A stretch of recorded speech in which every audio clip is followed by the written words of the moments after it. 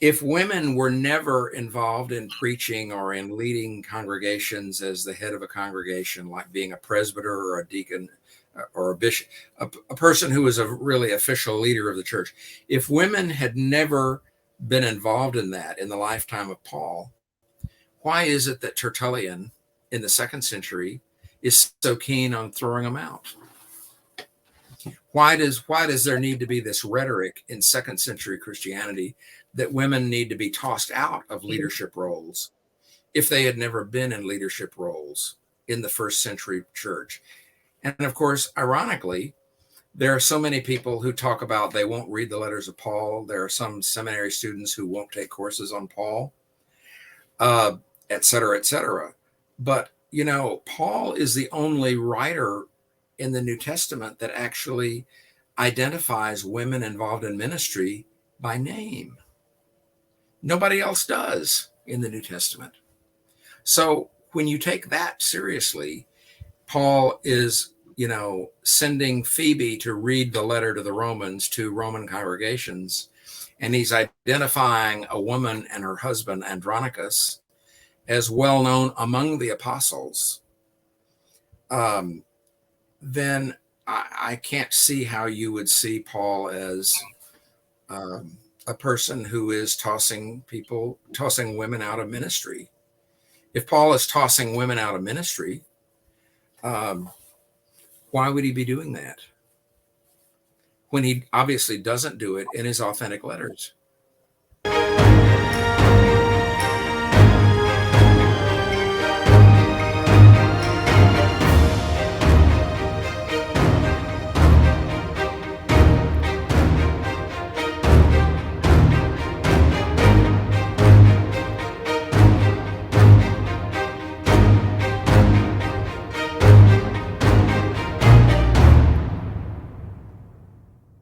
Everybody, this is Brave New History. We're here with Dr. Frank W. Hughes.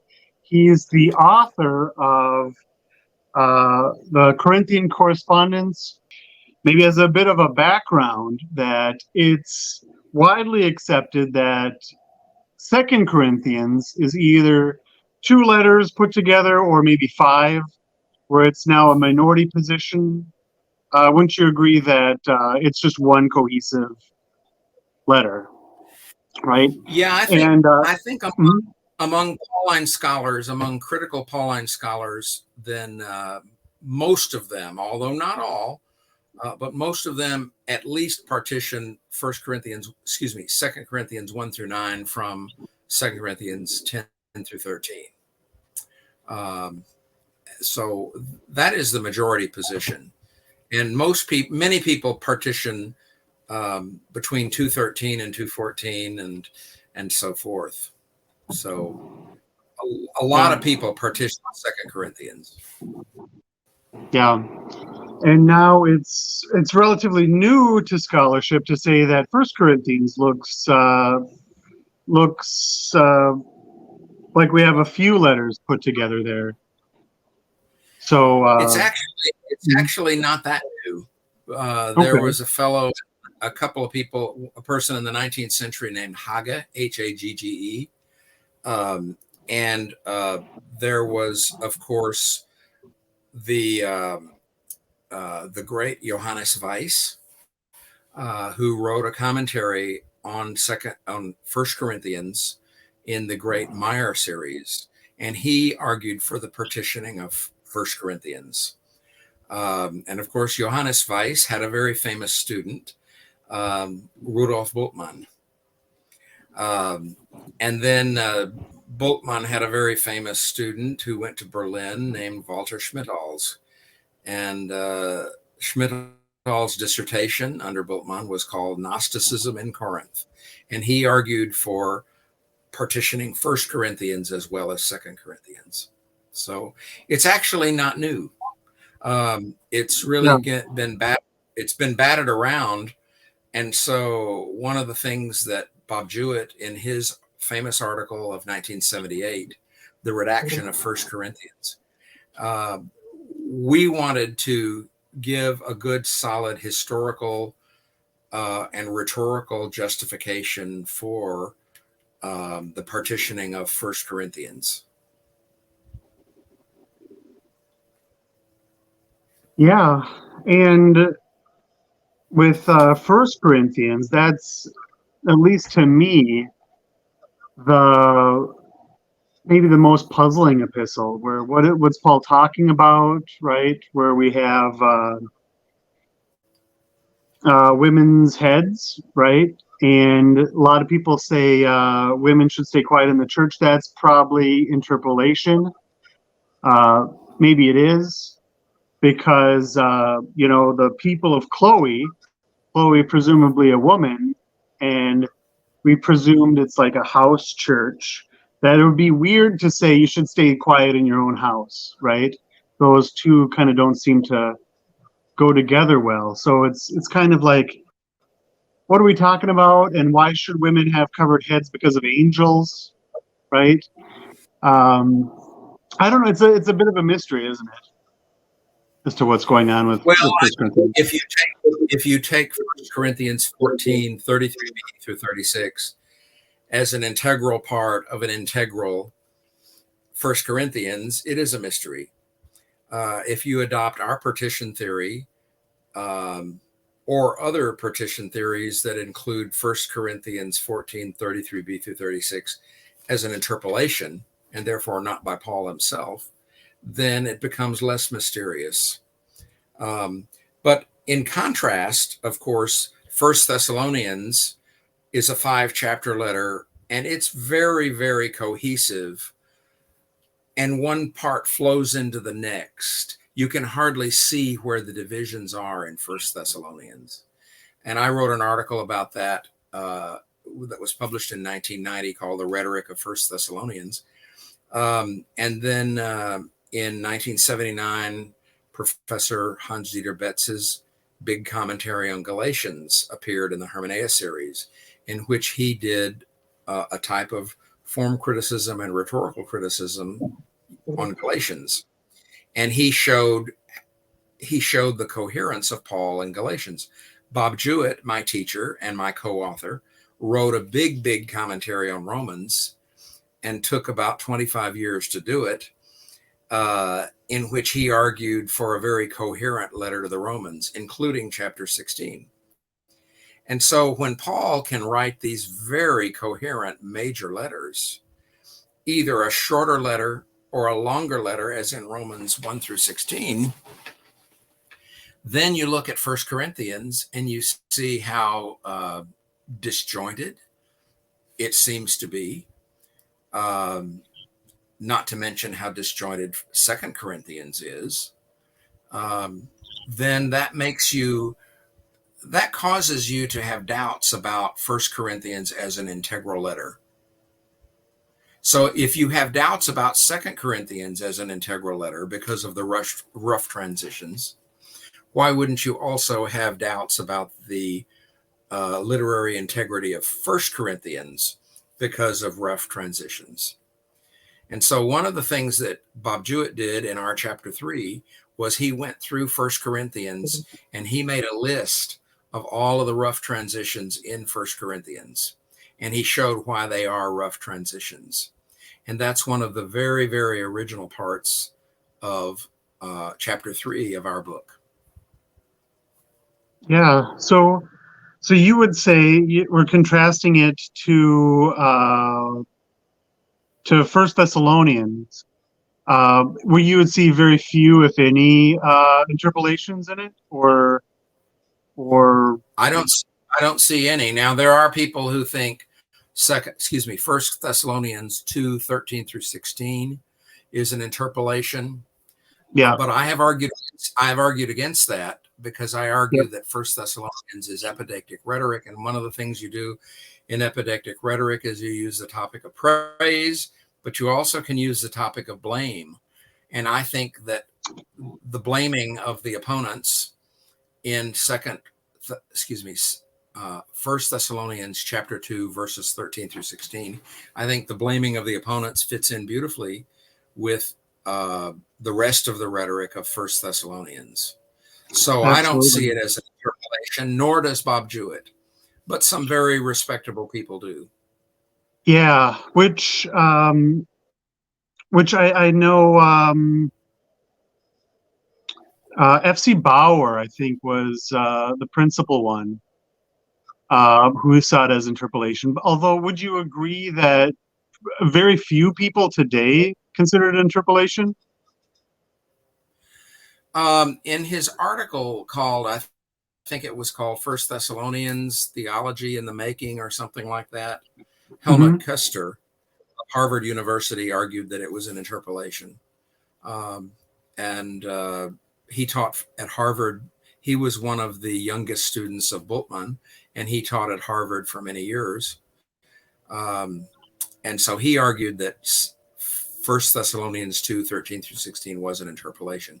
And also Bob Jewett in his book, The Thessalonian Correspondence, Pauline Rhetoric and Millenarian, Pauline something and Millenarian Rhetoric, published by Hmm. Fortress in 1986 or 87, he argued against First Thessalonians 2:13-16 as an interpolation, and therefore he argued in favor of the literary integrity of First Thessalonians. Yeah, And and other people. yeah, I mean, and I've looked at it a lot. That you have the chiasmic structure, and it fits perfect. Like it would be odd, and the chiasmic structure wouldn't work if there wasn't the blaming of the Jews, that the wrath is finally upon them, right? So that piece would be missing in like a puzzle, right? And the whole idea that, yeah, go ahead. Well, I've never explored the idea of there being a chiasm in First Thessalonians 2, but I wouldn't rule it out. Um, there's no need to rule it out, but it's possible.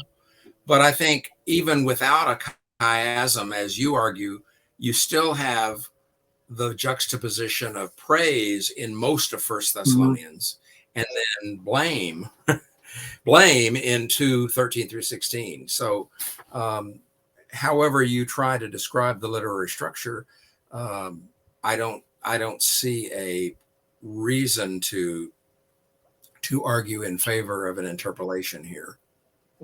Although Right. Bob Jewett, in his Thessalonian book, he says he would really much rather if Paul had not written it. Uh, Yeah, it Bob didn't Jewett age put well, did it? his cards on the table. Let me tell you, and he would very much rather that Paul had not said what he said in 2:13-16. But I don't. But he argued that Paul did actually say it. And of course, what Bob was referring to was the Holocaust. Yeah, yeah, yeah. It's certainly the whole blaming the Jews, instead of the Romans, I think probably was maybe a bad idea. Like, yeah, it probably did figure into the Third Reich, didn't it? So that's unfortunate. Yeah. So yeah, It, absolutely. it's it's something that could be used by the Third Reich. Yeah. There's something that could be used by the Third Reich, and of course, when if people do that, they get into the idea that there's Christianity over here, and then there's Judaism over there, and the real Christianity is sort of the opposite of Judaism, and so that's all that's all unhistorical. That does not reflect what really happened in the first century. Yeah. I mean, Absolutely. that does not reflect Jesus within Judaism. And to quote the current uh, idea in Pauline studies, Mark Nanos's books, uh, it does not really it doesn't really fit Paul within Judaism.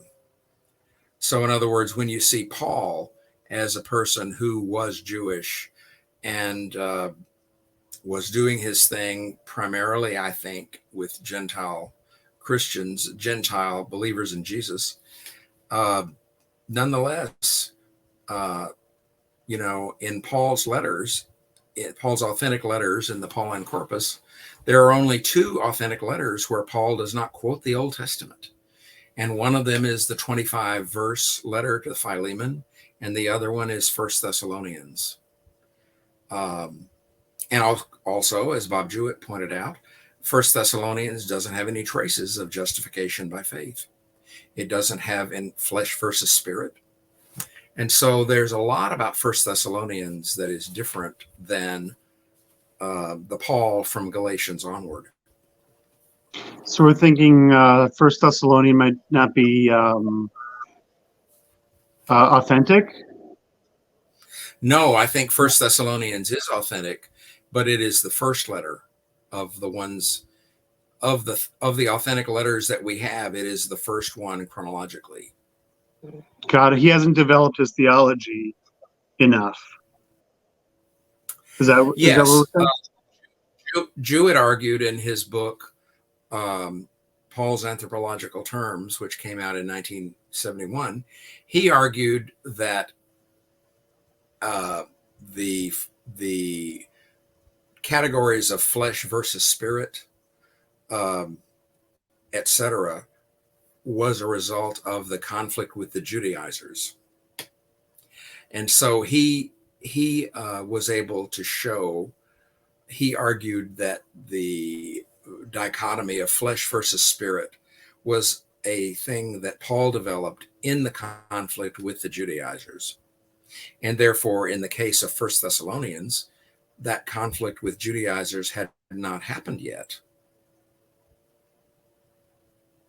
And so First Thessalonians does not reflect flesh versus spirit. First Thessalonians doesn't have justification by faith. If it's there, if Paul has it in his theology, he's mighty silent about it.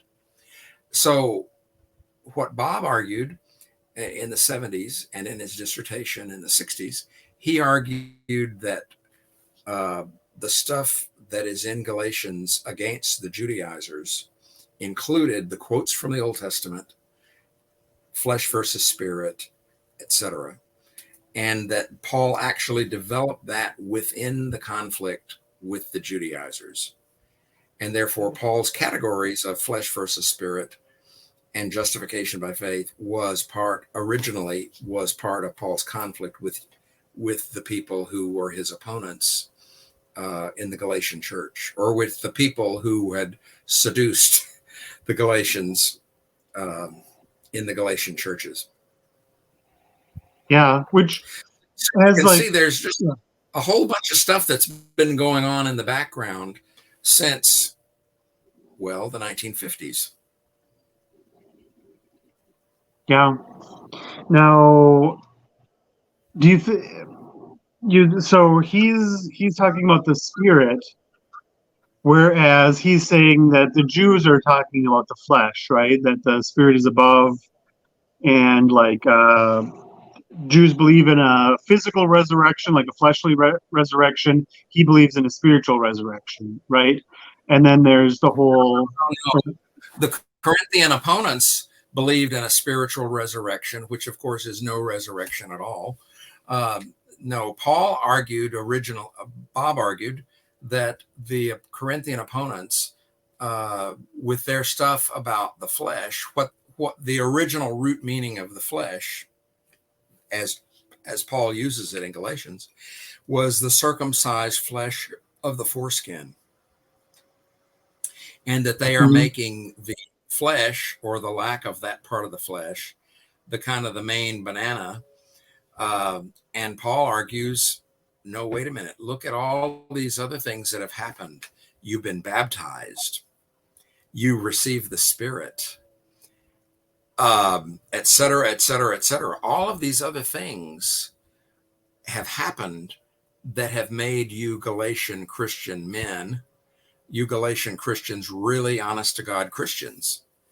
And therefore, you don't need to do anything extra, such as get circumcised, to be real honest to God Christians. That's what Paul argues. Yeah. And I've heard that in the Greek, he uses the word mutilation. Yes, that he just does not think highly of genital mutilation, which, indeed. I mean, he does say, I think it's in Philippians. It's either in Philippians or Galatians. I wish that those who are harassing you, bothering you about peritome would go ahead and do katatome, meaning cut the whole thing off. yeah. So, Raymond Brown, in his intro to the New Testament, refers to that as gutter crudity.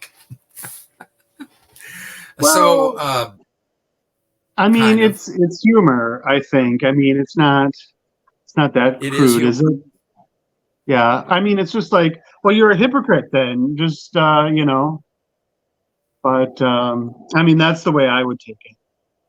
But the translations, that when you read it, it's easy to just go over your head because they translate it so genteelly. But Well, yeah, yeah, peritome is circumcision, and tomeo is to cut, and kata tomeo means to cut it completely. Whereas peritomeo would be to circumcise or to cut around. yeah. So going to First Corinthians, that so it's your idea that there's like the frame letter where like there's the beginning and then there's the ending, and then everything is within that context, and they kind of cut up other letters to the Corinthians, and then Yes, yes. The frame letter of First Corinthians. In other words, Gunter Bornkamm, in his famous article, mm, the Die Vorgeschichte der sogenannten Zweiten Korintherbrief, the prehistory or the history of the so-called second letter to the Corinthians. He argued that there was a frame letter and then other things were put in around the frame. In other words, and of course, at the end of the frame was 2 Corinthians 10 through 13. And so what Bob did was to argue that Corinthian letter C was the frame letter, and then pieces of other authentic Pauline letters, which editors had in their possession, were placed at strategic points within, inserted into what was originally the authentic letter C. And so the frame letter idea, going back to Bornkamm, Bob Jewett argued in his article in 1978, The Redaction of First Corinthians and the Trajectory of the Pauline School. He argued that there was an original frame letter, and that frame letter was what we now call letter C, and that other pieces of authentic letters were put into that. And then also 1 Corinthians 14:33b through 36, the interpolation was put in. And also 1 Corinthians 9:1 through 18, which doesn't really fit very well where it sits in 1 Corinthians. That originally was part of the sarcastic letter. That originally was part of Corinthian letter F, at part of the gotcha. foolish discourse. Now, do we So think that first and that's what we've argued. yeah? Do you think First and Second Corinthians are like just a mishmash that we can't really discern a legit First and Second Corinthians? That they're all just kind of intermixed?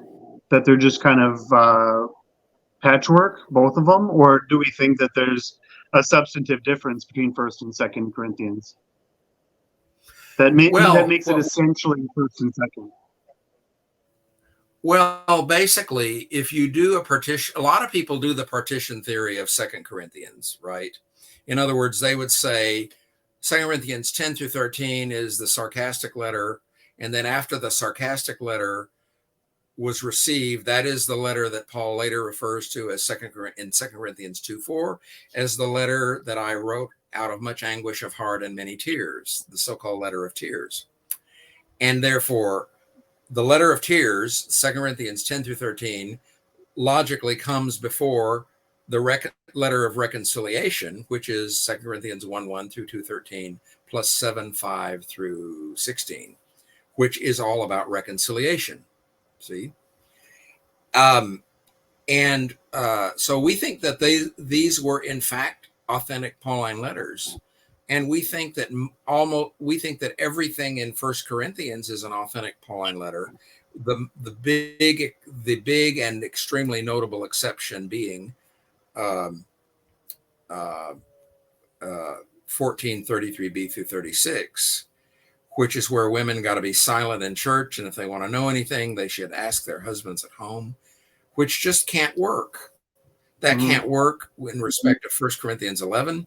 It sure can't work in terms of Romans 16, where Phoebe is the diakonos, which, by the way, a diakonos in Paul's own letters means a minister, doesn't mean a deacon.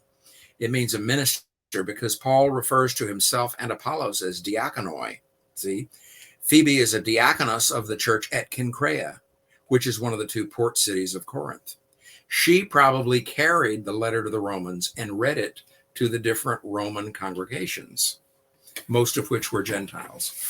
And then also you have in 1 Corinthians 16:7, greet Andronicus and Eunia, who are well known among the apostles.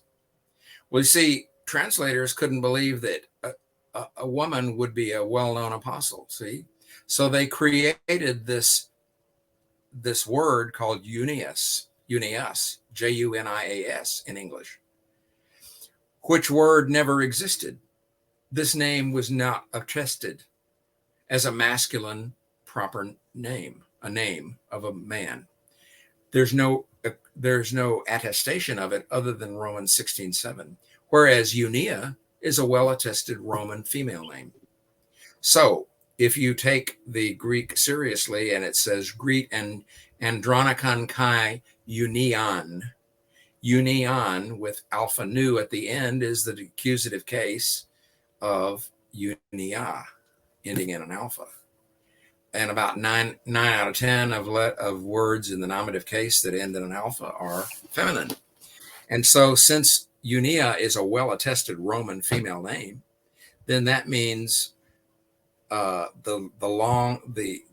very large majority of the evidence is that Andronicus and Eunia were well known among the apostles. Why not take Paul at his word there? So if Paul wanted to say they were well known to the apostles, it is likely he would not have used the preposition in. He would just have said tois apostolos.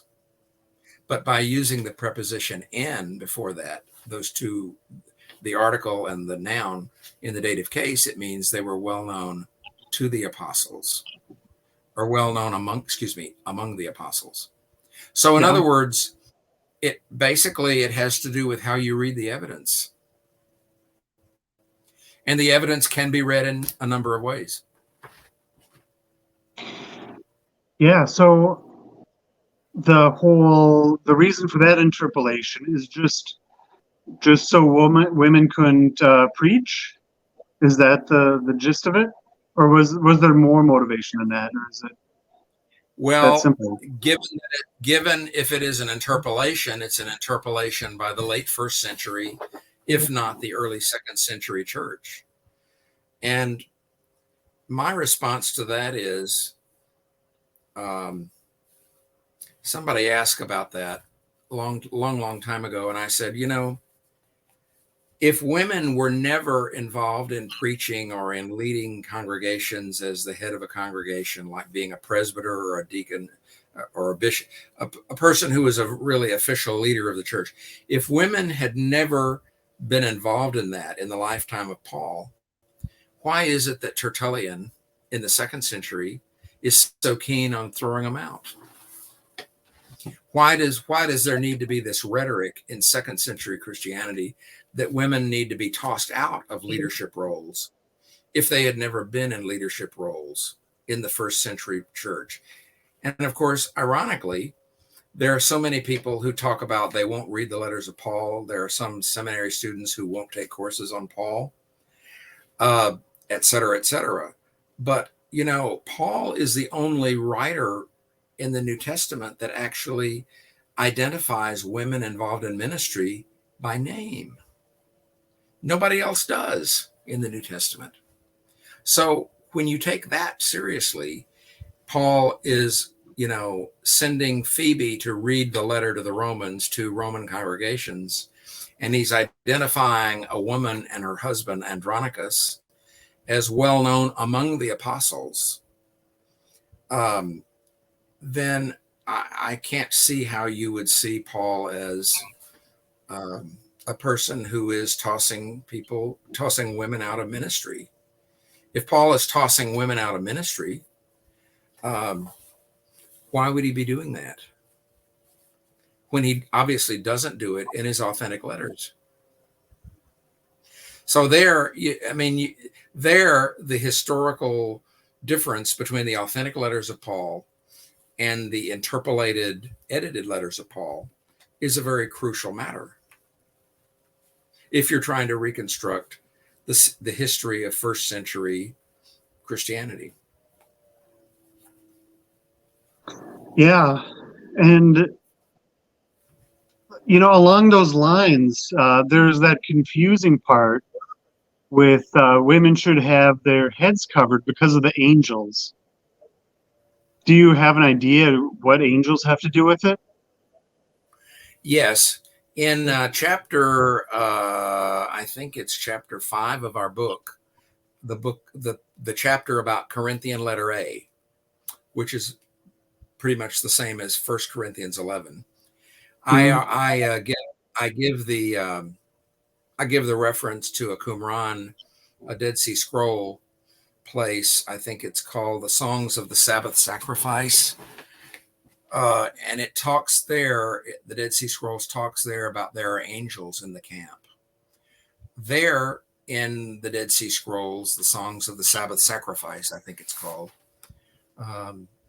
it talks about the angels being in the camp and apparently the angels joining the Qumran community when they gather in worship. And therefore, what Paul could mean is that you don't want to do anything that would offend the angels because the angels are joining you in worship. Of course, Jewett has argued that the covering that we're speaking of is not a veil. There's nothing about a veil in 1 Corinthians 11. That comes from Jerome. Velatus means veiled or covered. And so what we have argued and what Raymond Collins has argued and others do too, is that the covering that is spoken of in 1 Corinthians 11 is hair, long hair. And men are supposed to have short hair. And apparently, Bob has argued that women in the Corinthian community have adopted short hairstyles and are usurping the roles that had been previously given to men. But I will also tell you that what Bob Jewett said, and this did not make it into the book, but what he did say is that is the flakiest thing that Paul ever argued in any of his letters. That women got to be silent in church and that it's somehow better for people to have long hair rather than short hair. And Bob referred to that as flaky. Yeah, it is. It is a little bit weird. And then, why would it offend angels for men to have long hair and women to have short hair? It's just against the angelic norms, or yeah. I would refer you to chapter 5 of our book, where we go into what we think letter A means. But what you can see is letter A mostly is 1 Corinthians 11. It shows that there's a little bit of weirdness going on in Corinth. And then when you get to letter B is the letter which we refer to that as the body matters. And in letter B, the men are going to visit, they're making use of the work of prostitutes. And also in letter B, you have 1 Corinthians 15, where Paul enters into a detailed refutation of those who deny the resurrection. So in letter B, there are people in the Corinthian church that seem to believe they can do anything they want to with their bodies, including consorting with prostitutes, and it's okay. And then people who think that the body means so little that it doesn't matter whether it doesn't. In other words, basically the real deal is Jesus, who is spiritually risen, and therefore what is going to happen to Christians is that they are going to be this spiritual thing. And Paul refutes that by arguing that, no, wait a minute, the body really does matter. And he even says there is a physical body and there is a spiritual body. Of course, he doesn't tell us what he means by that. But nonetheless, the body matters. And so basically, we're not talking about of getting rid of the body. The Jewish idea of resurrection is a dead body is given new life by God. That's what it means to be resurrected, is that you've got a body and you live in this new life with a body, not without a body. And so that's a big difference between Gnostics and Paul. Well, you wonder. So, yeah, you wonder. I've heard Gnostics, the idea that prostitution is terrible among the Gnostics, right? Or was it that the body matters little and it's all about spirituality? But I think the latter. The latter. There were apparently some Gnostics or some people that suggested that Christians should forego marital relations with their partners in marriage. And Paul refers to that in 1 Corinthians 7, and it says, if you do that, only do it for a time. So there were some Corinthians that may have thought that that is a good idea, to refrain from sexual activity, because the real deal is being spiritual. But as we know from letter C, the Corinthians wrote Paul a letter saying how spiritual they were. And then Paul writes them a letter, says, yeah, there is a spiritual wisdom. There is a reality of spirituality. And by the way, when I was with you in Corinth, I couldn't address you as spiritual because you weren't spiritual. And by the way, you still are not now, because of the fights between the people who say, I am of Paul, and those who say, I am of Cephas and I am of Apollos. That's proof positive that you are not spiritual. Yeah, and that's because if they were to be, yeah, that's recapitulated in 1 Corinthians 13. Yeah, and you would say that that was just one continuous thought, right, in his original letters. Just a minute, let me say that again. That was just one original thought. Yep. So you would say that was just one original thought in his original letters, right? Where it's kind of chopped up, and where he's recapping. That was really him continuing his thoughts, yeah. When he was actually writing. In 1 Corinthians 7, that's where he answers the Corinthian letter. The Corinthians have written Paul a letter, and he answers those things that you wrote about in chapter 7 and also chapter 8. And one of the things they've written about is virginity and marriage. And he argues that it's better not to be married. He says that I would that you would remain as I am, meaning unmarried. And he also suggests that it's just as well for slaves to remain slaves. Why? In view of the coming disaster, meaning the coming cataclysmic thing that's going to happen at the second coming of Jesus. Paul believes that the second coming of Jesus is going to come really, really soon. And therefore, he says it's just as well for slaves to remain slaves, and it's actually better for virgins to remain virgins. By the way, in churches that elect their clergy, they elect their pastor or they elect their rector. They never deal with that idea that virginity is better than marriage. I wonder why. But Well, be that as it may, I mean, the Roman Catholic Church does, don't they? they do indeed. Well, I'm not a Roman Catholic, but in any event, it's one thing for a church to claim to be biblical, but the reality is I can say I'm biblical, but you know what? I don't live in the same century Paul lived in. I don't live in the same, I can read the Old Testament, but I don't live in the same century as the prophet Amos. So just because we revere the Bible and we think that the Bible is of great importance,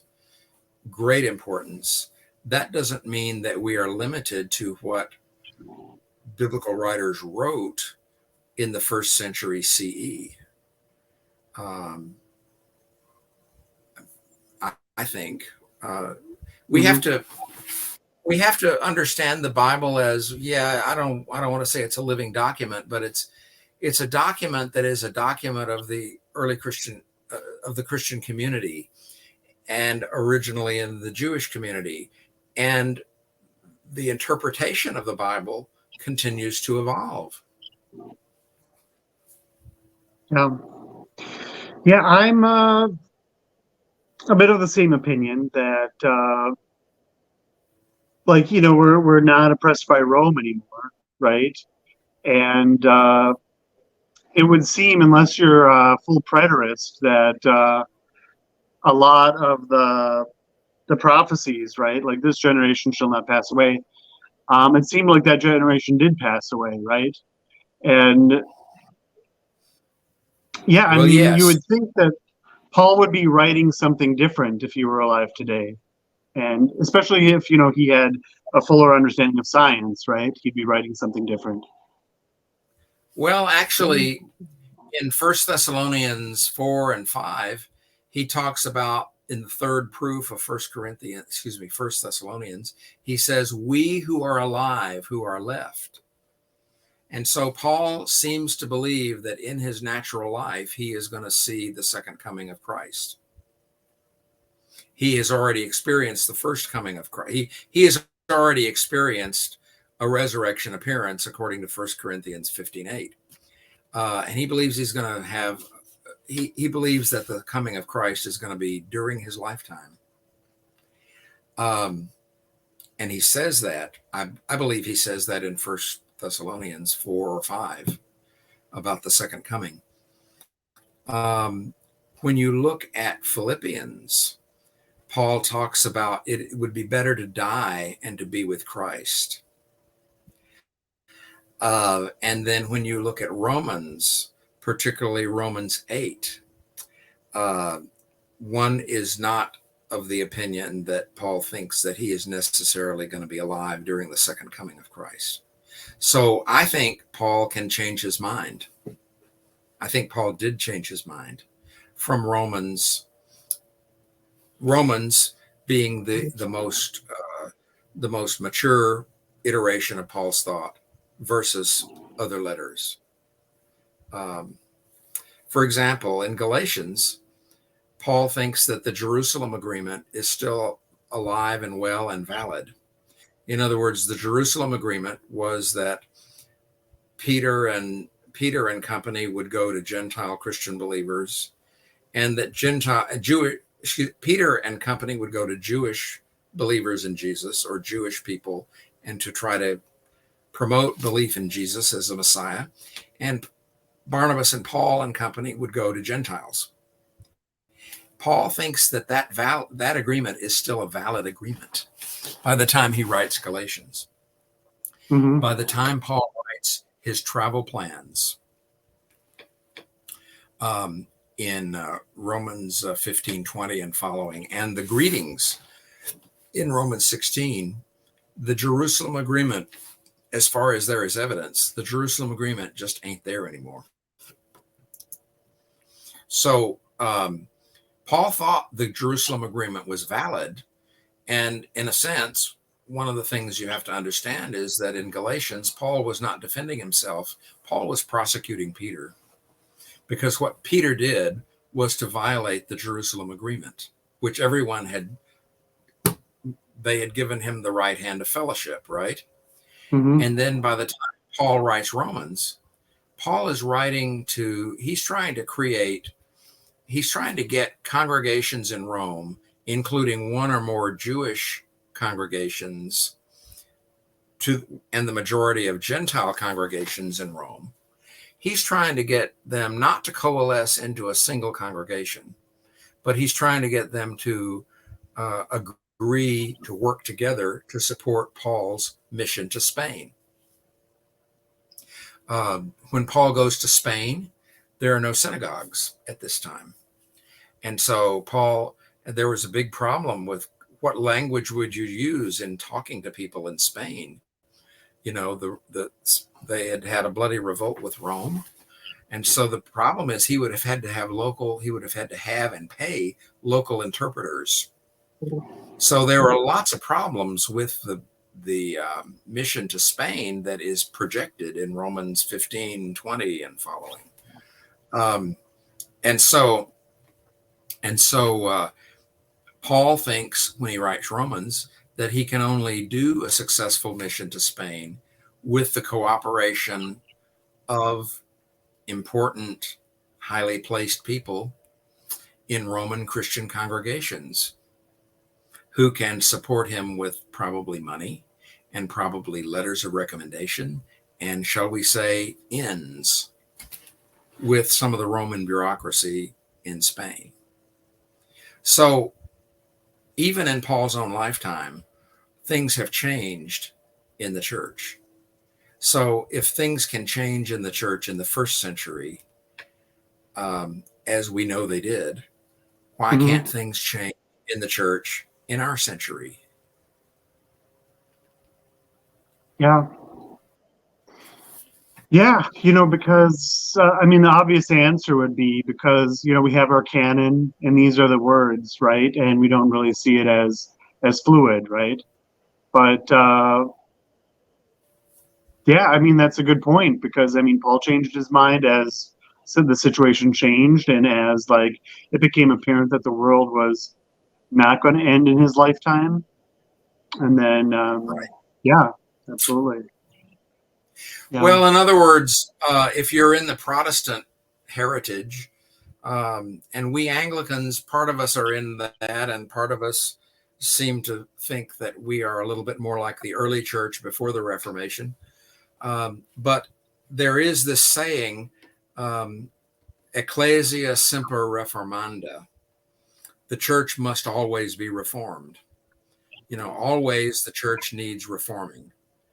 And why say that ended in the 16th century? Why can't that be equally true in the century in which we live now? Yeah. Yeah, very good. And despite maybe that being a good place to end, I have to ask, why would with the editors, why not keep the letters whole and as they were? What would be the motivation behind mixing them? Well, basically, they wanted to preserve Paul's letters. You preserve Paul's letters by copying them and creating copies. The internet wasn't working and the fax machine wasn't working, nor the Xerox machine. So if you want to preserve Paul's letters, or you want to preserve the sayings of Jesus, you want to preserve anything, you copy it. You pay somebody to copy it. And so what we argued, or what Bob Jewett argued in chapter 4 of our book, is that letter C in its original state said that there are people in the church that have got spiritual wisdom, kind of superior wisdom that other people don't have.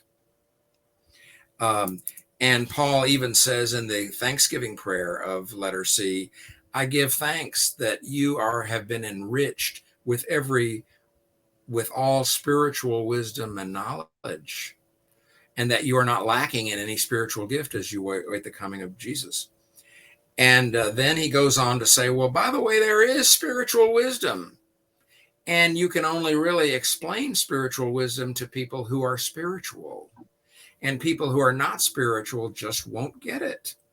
That's all in 1 Corinthians 1 and 2.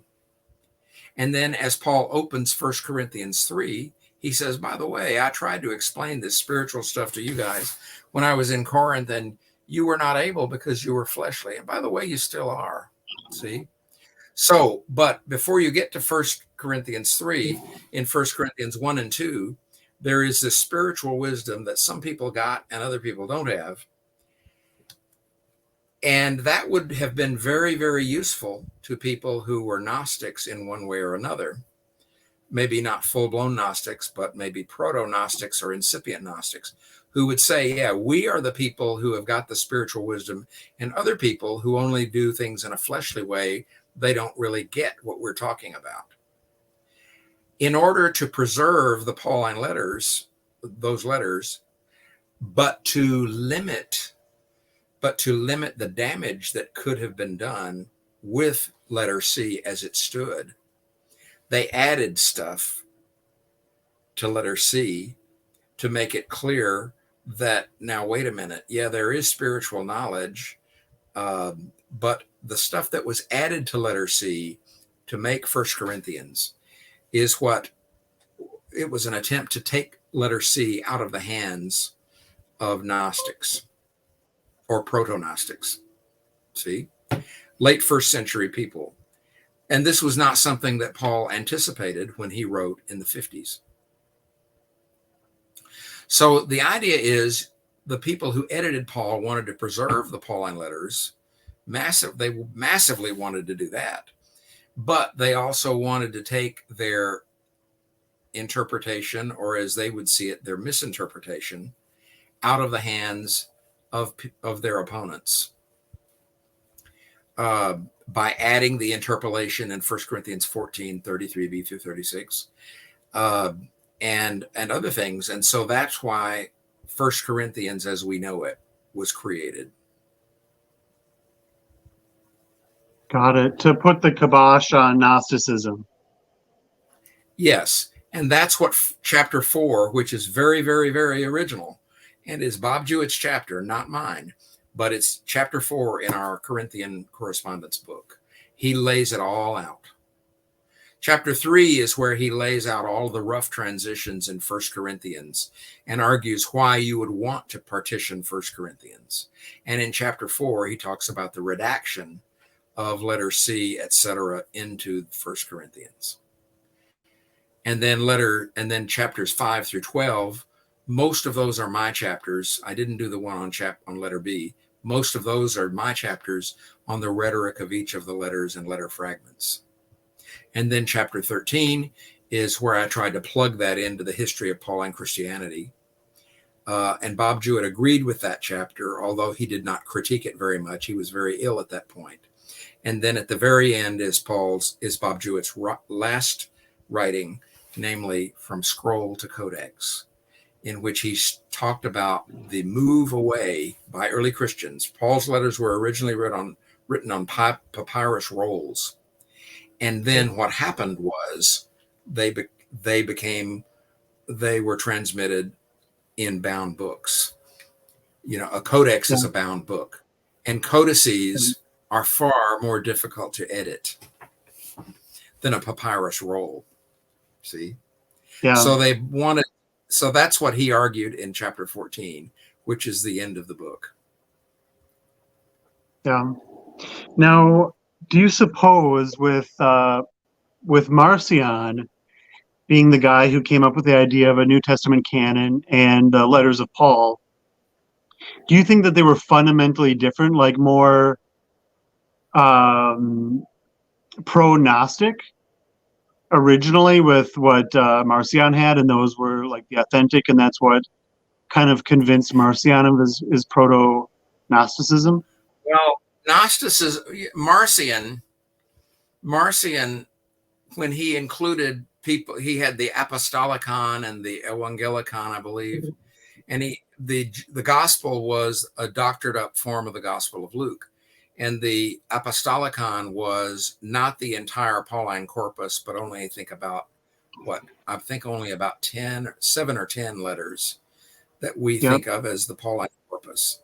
And so we discussed that in chapter 13 or 14. Okay. I think Bob Jewett discussed it in chapter 14, is going back to Marcion. I believe that's in chapter 14. But basically, Marcion had his view as well. I mean, already by Paul's own time, when he writes Romans, in Romans 1, chapter 1, verses 3 and 4, he says that Jesus is the son of David according to the flesh, and he is son of God according to the spirit of holiness in him from the resurrection, or since the resurrection of the dead. So already in about the year 60, when Paul wrote the letter to the Romans, there's a variety of Christological titles and formulas being used, and Paul very consciously uses both of them in Romans 1, 3, and 4. He uses Son of God and relates that to according to the flesh, and he used Son of David according to the flesh, and then Son of God, and relates that to the Spirit of holiness according to the Spirit of holiness. That allows Paul to use according to the Spirit, you see, and relates that to the resurrection of the dead. So already in Paul's time, there's a variety of Christological formulations, perhaps, why not, in oral tradition, in these different congregations that some of which Paul created and Paul was attempting to minister to, and they were getting in all kinds of crazy trouble. That's why we have the Corinthian letters. And so when you have all this crazy business going on in the first century, which is very well documented in Paul's own authentic letters, and then you have the Deutero-Pauline and pastoral letters being written in Paul's name with bits and pieces of authentic Pauline tradition too as well. In the late first century or early second century, then you have the editing of the Corinthian Correspondence in the late first century, possibly the early second century, although Bob thought the early first century. That's already early in the first century. And you see, Irenaeus became the Bishop of Lyon in France after the martyrdoms in Lyon in 177. So around 180 or so in the late first century, Irenaeus wrote this 5-volume work again, and he called it On the Detection and Refutation of Knowledge Falsely Called. He took the title from 2 Timothy, see? And we know it by the Latin title Adversus Haereses, against heresies. But the original title is On the Detection and Refutation of Gnosis Falsely Called. So basically, all through the second century, there is all kinds of interesting currents, to put it diplomatically, very interesting currents in Pauline churches, not to mention churches of other traditions. By the time that Justin Martyr writes his dialogue with Trypho, there may not be much left of Jewish Christianity that Justin knows about in around 150 or so CE. So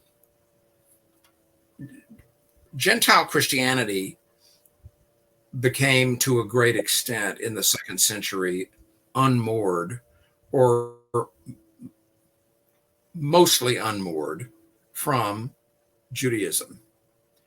And of course, what Marcion did was to try to cut the moorings off completely, from Judaism.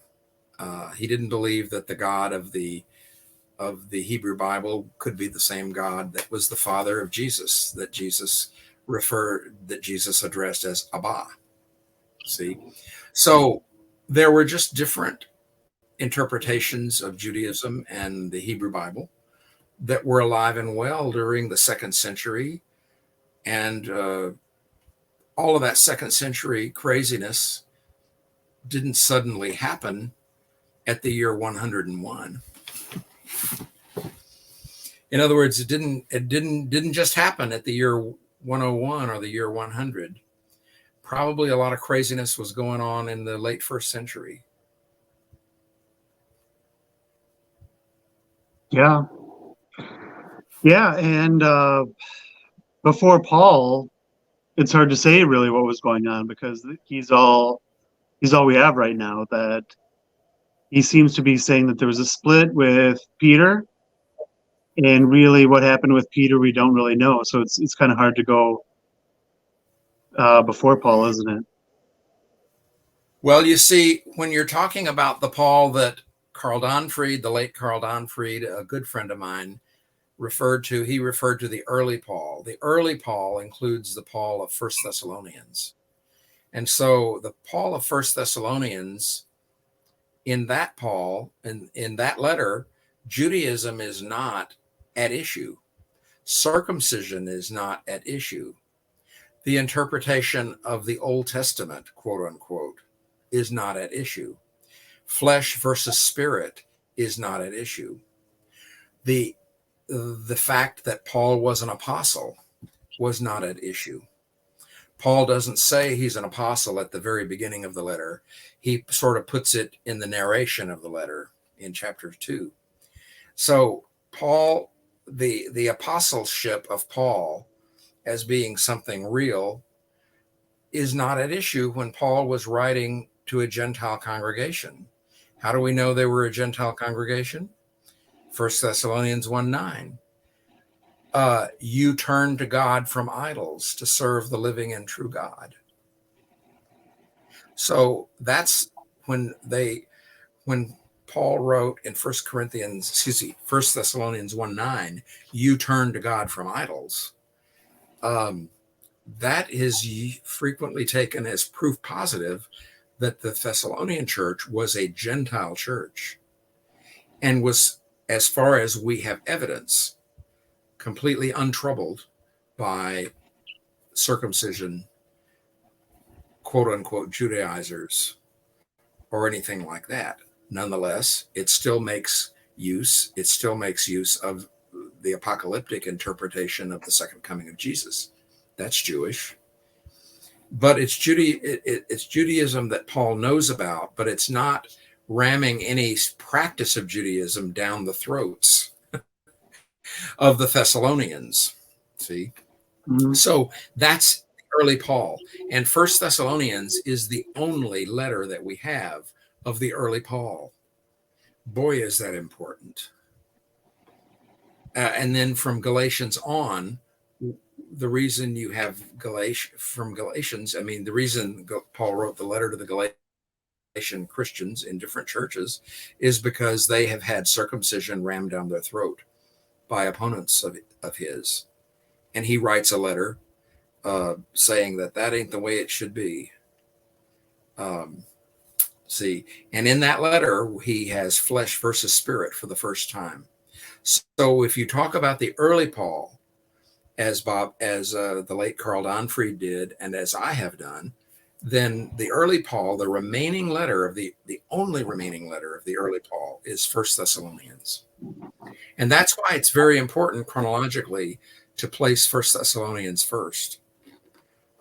If Paul had a theology of flesh versus spirit, you would have expected him to use it in 1 Thessalonians 4:1-8. But he didn't. So I see the early Paul as being very, very important. I don't see 1 Thessalonians as being an unimportant letter at all. And then from Galatians on, you have Paul, who has got an organized opposition. There's no organized opposition in 1 Thessalonians. But by the time of Galatians, there is an organized opposition. by the time of Paul writing the Corinthians, there's a hell of an organized opposition that Paul has to respond to in kind, as indeed he did. But we don't hear of that opposition when Paul wrote Romans. We do hear a snippet of it in Philippians. So first century Pauline Christianity is a very interesting, very, very interesting set of issues and texts. I can't imagine anything more interesting than that. Yeah, absolutely. Yeah, I think that's probably why Christian origins is probably just about everybody's favorite topic, right? Because there's just so much going on, so much speculation, so many ways to take it, right? And at least so many dots to connect, and there's so much disagreement on how to connect those dots. Well, and there's even more disagreement on connecting the dots in the second century. So there's lots of disagreement in the ante-Nicene church. So yeah, there's lots of disagreement. And so that's what makes the Pauline letters so interesting, is because they are there. And one of the things that I used to tell my parishioners and students, but especially my parishioners, the letters and texts of the New Testament, they are inspired. In other words, the Greek text of the New Testament is inspired. The Hebrew and Aramaic text of the Hebrew Bible is inspired. My interpretations of those texts, I do not claim that they are inspired. I'd like them to be, but I don't claim that anything that I say is inspired. And so given that we're all looking at the Greek text, it's only the Greek text that is the text of the New Testament, not an English translation. But when we're all looking at the text is inspired.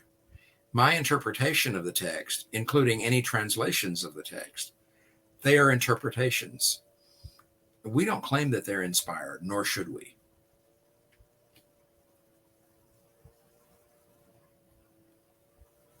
Yeah.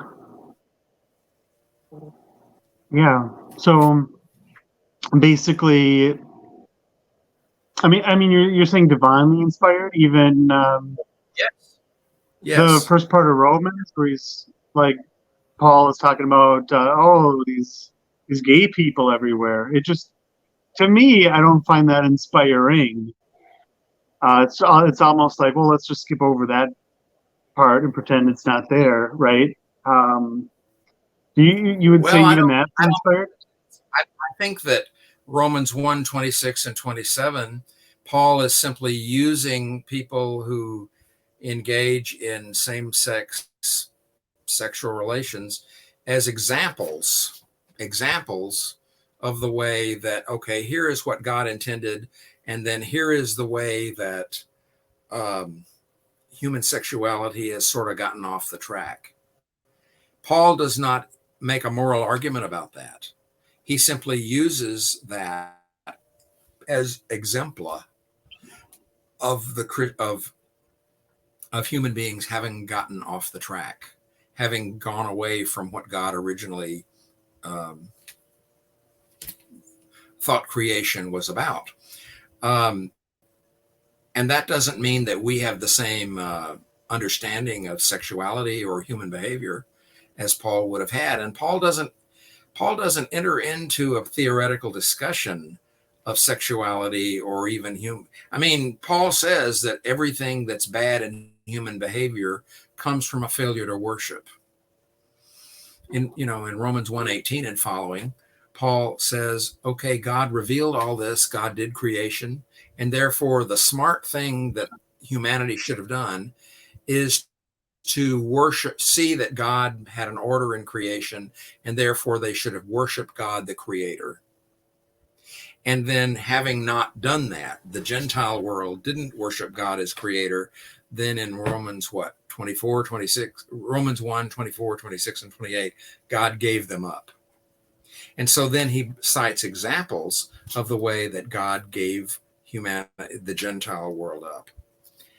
Paul doesn't really tell us anything about the existence of gay people in those two verses. It's interesting that he mentions female same-sex sexual relations, but he mentions male. And Bob Jewett argued in an article that meant that he argued that Robin Scroggs was wrong in that Scroggs, in his book, The New Testament and Homosexuality, he argued that the major thing that Paul was against was pederasty, which is male teachers taking sexual advantage of male students, pederasty. And so Bob argued that in Romans 1:26, female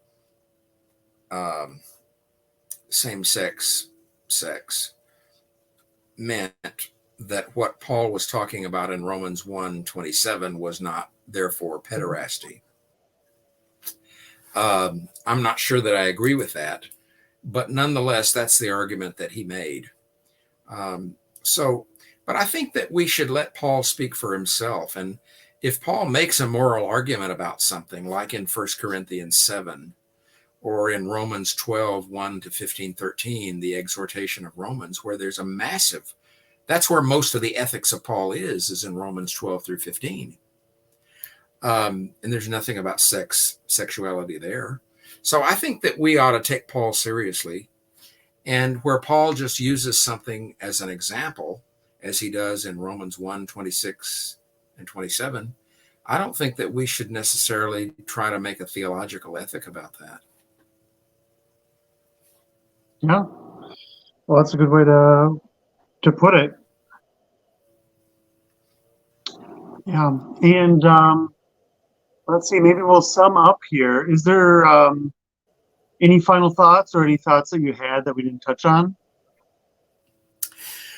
Well, I'm very excited. You know, when our book came out, it was hardback. It is hardback for $120, and then you can get it as an ebook. Could get it as an ebook for $45. But now it's coming out in paperback for $42.99. And I'm excited that our book will be able to be, available in paperback. And of course, 40 some odd dollars is nothing. I mean, that's not out of line for a paperback scholarly book. And of course, this is a book, good Lord, this is a book with 371 pages, and it includes, by the way, in Appendix 4, it includes my original translations of all 8 Corinthian letters, which is otherwise not published. And Appendix 1 of the book gives our partition theory. And then Appendix 2, I think, is the other, Appendix 3 is the other partition theories. Yes. And redactional theories. So, but I think that, it's a big, thick book. And ironically, Bob Jewett and I agreed. I sent him a table of contents in 1985. I finished my dissertation in 1984. See all this gray hair? But he sent me back a revised form of that table of contents, a list of chapters, in May 85. And I have it. And he said, let's revise this, Bob. So when I was still working on my dissertation and still taking classes, we were beginning to find rhetorical features in not only 1 Thessalonians and 2 Thessalonians, and I wrote a dissertation about 2 Thessalonians. We were being able to find the rhetorical structure or different rhetorical structures in parts of the Corinthian letters. In other words, Betts had found it in Galatians. I had found it in 1 Thessalonians. F. Forrester Church had found it in Philemon. And so we began to say, well, if you can find rhetorical arrangement in the integral letters, why couldn't you look for that arrangement in these reconstructed original letters. And that's what I began to do. And so the result of that is chapters 5 through 12 of our book. So it goes back to the 80s. It goes back to the 80s, and he came to where I was ministering after he retired. He came to where I was ministering in Monroe at least once, and at least twice when I was in Minden, Louisiana. And we, exchange views, over breakfast, lunch, and dinner. Good Lord. And then he went back to Germany, and he went back to Nebraska, and then we would exchange chapters by email attachments. So we talked a lot, and we talked a lot by sending chapters to each other by email attachments. Yeah. So anyway, that's the way to write a jointly authored book. Absolutely, yeah, it works. So yeah, I'll have to get my hands on this as soon as the paperback comes out, or I don't know, maybe even sooner. It sounds very interesting, and especially the reconstructions of the various letters. The paperback will be released September 15th. Yep, so it's coming up very soon. Yep, absolutely. All right, so yeah, we'll leave it there, and everybody check the book out. And yeah, thanks so much for joining us. It was very fun and interesting. It's not something you really hear a lot about, so I'm glad we could talk about it. Well, I'm glad as well. Especially because the pendulum has swung so far in the direction of First Corinthians as a single integral letter, due to the excellent work of Margaret Mitchell, as well as other Raymond Collins's commentary, Margaret Mitchell's monograph. These are brilliant people who have argued for the literary integrity of First Corinthians. And so what we have tried to do is to try to let the pendulum swing back the other way. Yep, absolutely. All right. So yeah, this is Brave New History. Thank you everybody for watching, and have a great rest of the day.